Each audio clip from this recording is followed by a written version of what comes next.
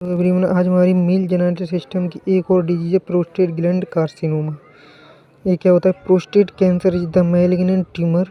It is the cancer that form in the prostate gland, a gland in the male reproductive system.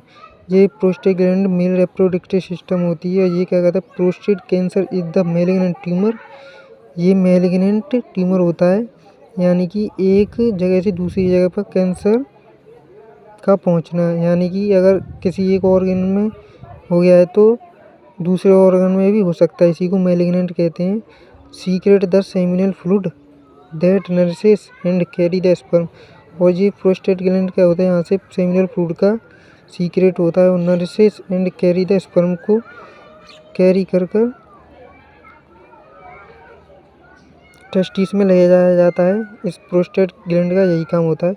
यहाँ पर cancer की condition हो जाती है। इसी को प्रोस्टेट ग्लैंड कार्सिनोमा कहते हैं। जैसा कि यहाँ पर देख सकते हैं, ये नॉर्मल प्रोस्टेट है और ये प्रोस्टेट कैंसर है। ये प्रोस्टेट ग्लैंड हमारी और ये एबनॉर्मल है। यहाँ पर ये कैंसर की कंडीशन क्रिएट होगी, जिसकी वजह से क्या होगा, जो हमारा कंप्रेशन और यूरेथ्रा है वो सिकुड़ गया है, जिसकी वजह से यूरिन का फ्लो ही नहीं आ पा रहा, नीचे नहीं आ पा रहा। ये कंडीशन भी क्रिएट हो सकती है इसमें।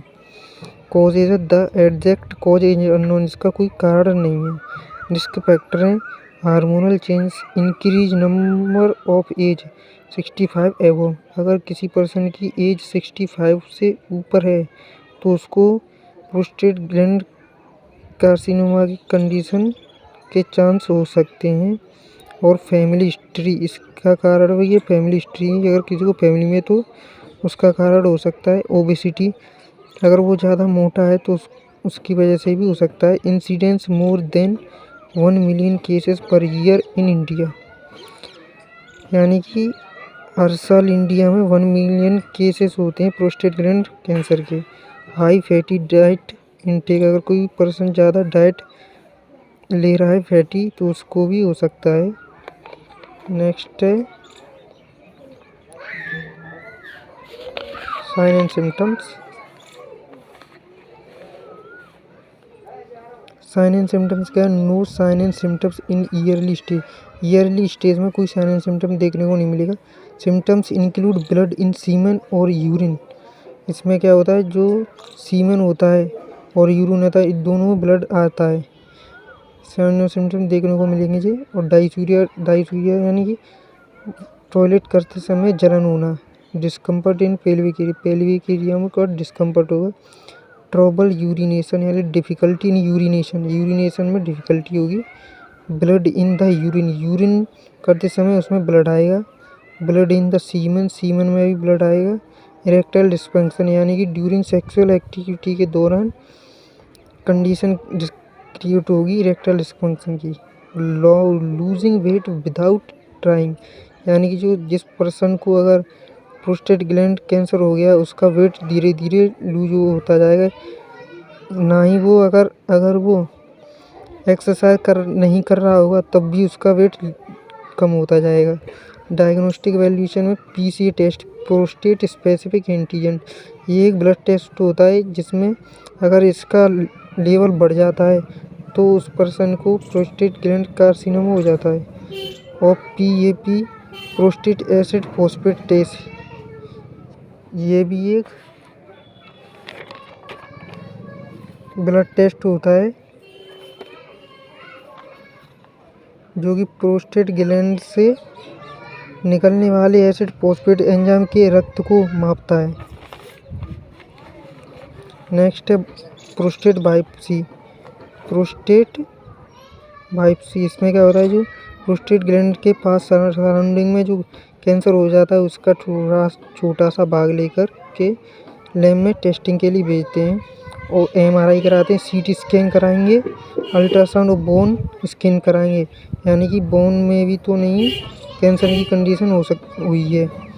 नेक्स्ट है pathological change. Grossly prostate is enlarged and in the tumour is located in the peripheral zone of the prostate. जो प्रोस्टेट ग्लैंड होती है उसके जो पेरिफेरल जोन होता है वहाँ पर जो कैंसर का कंडीशन वो एनलार्ज हो जाएगी, बड़ी हो जाएगी।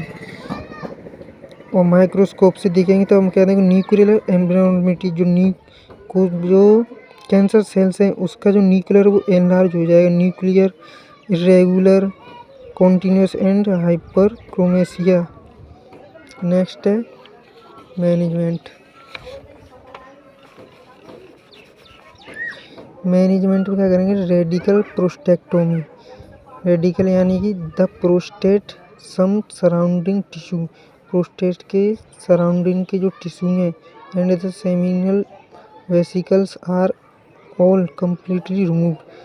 जो सराउंडिंग प्रोस्टेट के सराउंडिंग टिश्यू है और सेमिनल वेसिकल है उसको रिमूव कर देगी ये सर्जरी, ये प्रोस्टेक्टोमी। और हार्मोनल थेरेपी में हम ADT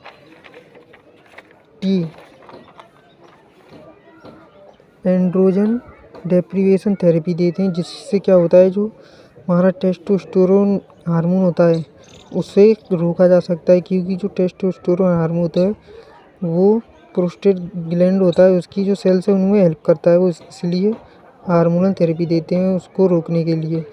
नेक्स्ट रेडिएशन थेरेपी देखेंगे जिससे कैंसर सेल को किल किया जा सके। क्रायोथेरेपी एक फ्रीज यानी ठंडी थेरेपी होती है, जिसे हम प्रोस्टेट ग्लैंड होती है उसके सराउंडिंग टिश्यू को कम रिमूव कर सकें, उसकी एबनॉर्मलिटी को कम कर सकें। सो ये टॉपिक यहीं पर ख़त्म होता है। नेक्स्ट इसके 2 क्विज हैं।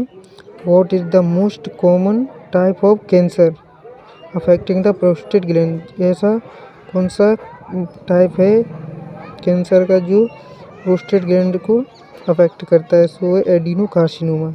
Next, which of the following is a risk factor for prostate gland का रिस्क फैक्टर क्या क्या हो सकते हैं, family history, age, ethnicity, all of the above, ये तीनों ही हो सकते हैं। So thank you.